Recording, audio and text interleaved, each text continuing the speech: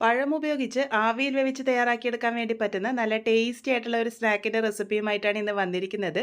ഇതുണ്ടാക്കാനായിട്ട് ഞാനിവിടെ 2 മീഡിയം വലുപ്പത്തിലുള്ള പഴം എടുത്തിട്ടുണ്ട്. അത്യാവശ്യം നന്നായിട്ട് പഴുത്ത നേന്ത്രപ്പഴമാണ് എടുത്തിരിക്കുന്നത്. അത് ഇതുപോലെ കട്ട് ചെയ്തെടുത്തിട്ടുണ്ട്.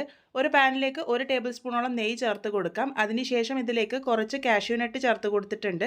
പ്രത്യേകിച്ച് അളവൊന്നുമില്ല, കുറച്ച് ചേർത്ത് കൊടുത്ത് ഒന്ന് നന്നായിട്ട് മൂപ്പിച്ചെടുത്തതിന് ശേഷം അത് ഈ ഒരു നെയ്യിൽ നിന്ന് മാറ്റിയെടുക്കാം. ഇനി ഒരു സെയിം പാനിലേക്ക് തന്നെ കുറച്ച് ഉണക്കമുന്തിരിങ്ങ കൂടി ഇട്ട് കൊടുക്കുന്നുണ്ട്. അതും ഒന്ന് വഴറ്റിയെടുക്കാം.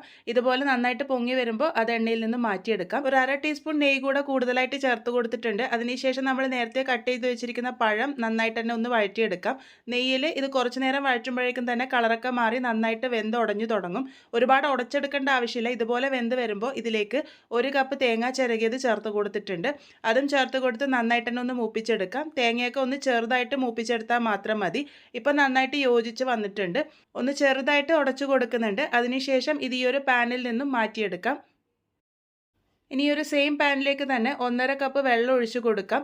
വെള്ളം ഒന്ന് നന്നായിട്ട് തിളച്ച് തുടങ്ങുമ്പോൾ ഇതിലേക്ക് 1/2 കപ്പ് വറുത്ത റവയാണ് ചേർത്ത് കൊടുക്കുന്നത്. ഞാനിവിടെ നേർത്ത റവയാണ് ഉപയോഗിച്ചിരിക്കുന്നത്. നിങ്ങൾക്ക് ഒരല്പം തടിയുള്ള റവ വേണമെങ്കിലും ഉപയോഗിക്കാവുന്നതാണ്. ഇതുപോലെ മിക്സ് ചെയ്തുകൊണ്ട് യോജിപ്പിച്ചെടുക്കുക. അല്ലാന്നുണ്ടെങ്കിൽ കട്ട കെട്ടാനുള്ള സാധ്യതയുണ്ട്. നന്നായിട്ട് യോജിപ്പിച്ചെടുത്തതിന് ശേഷം ഇതിലേക്ക് 2 ടേബിൾ സ്പൂൺ വറുത്ത നല്ല ഫൈനായിട്ടുള്ള അരിപ്പൊടി കൂടെ ചേർത്ത് കൊടുത്തിട്ടുണ്ട്. ആ ഒരു ക്ലിപ്പ് മിസ്സായിട്ടുണ്ട്. അതും കൂടെ ചേർത്ത് നല്ലപോലെ മിക്സ് ചെയ്തെടുക്കാം. ഇനി ഇതിലേക്ക് മധുരത്തിന് പാകത്തിന് 1/2 കപ്പ് പഞ്ചസാരയാണ് ചേർത്ത് കൊടുത്തിരിക്കുന്നത്. നിങ്ങൾക്ക് ഇതിന് പകരം ശർക്കര വേണമെങ്കിലും ചേർത്ത് കൊടുക്കാവുന്നതാണ്. പഞ്ചസാരയൊക്കെ ഇപ്പം നന്നായിട്ട് അലിഞ്ഞ് യോജിച്ച് വന്നിട്ടുണ്ട്. അതിനുശേഷം നമ്മൾ നേരത്തെ വഴറ്റി വെച്ചിരിക്കുന്ന പഴം മുഴുവനായിട്ടും തന്നെ ചേർത്ത് കൊടുക്കാം. ഒന്ന് നന്നായിട്ട് മിക്സ് ചെയ്തെടുക്കാം.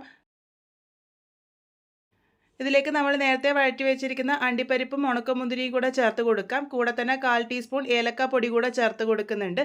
എല്ലാം കൂടെ നന്നായിട്ട് ഒന്ന് യോജിപ്പിച്ചെടുക്കാം. എല്ലാം കൂടെ യോജിച്ച് പാനിൽ നിന്ന് റിലീസായിട്ട് വരുന്ന ആ ഒരു പാകം വരെയാണ് റെഡിയാക്കേണ്ടത്. ഇതിലേക്ക് ഒരു നുള്ളു ഉപ്പും കൂടെ ഞാനിവിടെ അവസാനമായിട്ട് ചേർത്ത് കൊടുത്തിട്ടുണ്ട്. ഇത് നിങ്ങൾക്ക് നേരത്തെ വേണമെങ്കിലും ചേർത്ത് കൊടുക്കാവുന്നതാണ്. പാനിൽ നിന്നൊക്കെ നന്നായിട്ട് റിലീസ് ചെയ്യുന്ന ആ പാകമാകുമ്പോൾ നമുക്കിത് വേറൊരു പാത്രത്തിലേക്ക് മാറ്റി വയ്ക്കാം. ഇതിൻ്റെ ചൂട് ഒരല്പം ആറി വന്നതിന് ശേഷം ഇതിനെ ഷേപ്പ് ചെയ്തെടുക്കാം. ഞാൻ ഒരേപോലെ ഷേപ്പ് കിട്ടാൻ വേണ്ടിയിട്ടാണ് ഇതുപോലെ തവി ഉപയോഗിച്ചിരിക്കുന്നത്. ഇങ്ങനെ തന്നെ ചെയ്തെടുക്കണമെന്ന് നിർബന്ധമില്ല. ഞാനിതിപ്പോൾ റെക്റ്റാങ്കിൾ ഷേപ്പിലേക്കാണ് ആക്കിയെടുത്തിരിക്കുന്നത്. നിങ്ങൾക്ക് ഇഷ്ടമുള്ള ഏത് ഷേപ്പ് വേണമെങ്കിലും ആക്കിയെടുക്കാം. ഈ ഒരു രീതിക്ക് എല്ലാം തയ്യാറാക്കിയെടുത്തിട്ടുണ്ട്. ഇത് ഈ ഒരു പാകത്തിന് കഴിക്കാം. അല്ലാന്നുണ്ടെങ്കിൽ ആവിയിൽ വേവിച്ച് ഒന്നും കൂടെ സെറ്റ് ചെയ്തെടുത്തിട്ടും കൂടെ കഴിക്കാം. ഞാനിപ്പോൾ ഇവിടെ ആവിയിൽ വേവിച്ച് ഒന്നും കൂടെ സെറ്റ് ചെയ്തെടുക്കുന്നുണ്ട്. അതിനായിട്ട് സ്റ്റീമർ നേരത്തെ വെള്ളമൊഴിച്ച് ആവി വരാൻ വേണ്ടി വെച്ചിരുന്നു.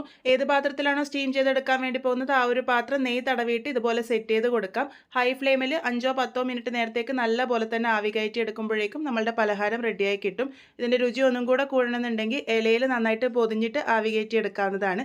എന്തായാലും ട്രൈ ചെയ്ത് നോക്കൂ. ഫീഡ്ബാക്ക്സ് പറയാൻ മറക്കരുത്.